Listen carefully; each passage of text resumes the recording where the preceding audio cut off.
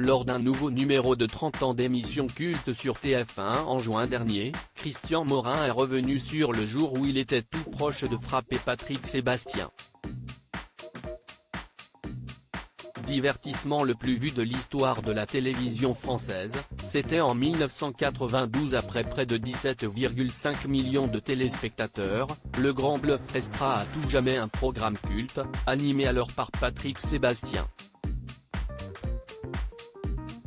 Invité des 30 ans d'émission culte sur TF1 en juin dernier, Christian Morin s'est remémoré un souvenir marquant qui a failli le conduire à un dérapage.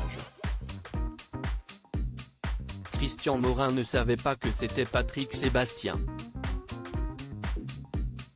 Le principe est simple, censé passer incognito grâce à une transformation physique complète, Patrick Sébastien s'incruste dans les émissions de ses confrères.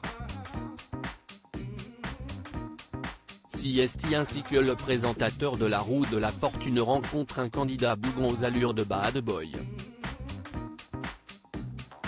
Ce dernier se permet d'ailleurs d'insulter une autre participante en direct.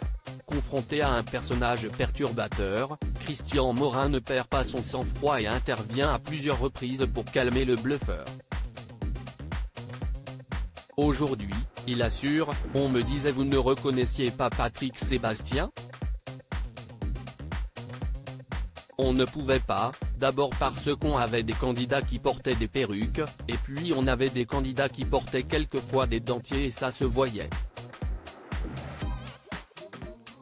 C'était le cas de Patrick Sébastien, précise celui qui s'est retrouvé contraint à s'interposer entre le trublion et la jeune femme, faussement, prise à partie.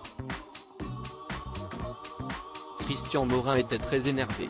Prêt à se foutre en pétard, Christian Morin passe derrière le banc des candidats et tente pour la dernière fois de remettre à sa place l'homme haut en couleur. Je suis un des rares qui avait envisagé de lui foutre mon poing sur la figure, il m'énervait un tout petit peu, avoue le septuagénaire qui, à l'époque, menaçait le faiseur de troubles de le débarquer du plateau. Ce dernier a donc retiré ses lunettes et prothèses dentaires pour lui prouver qu'il est en réalité Patrick Sébastien.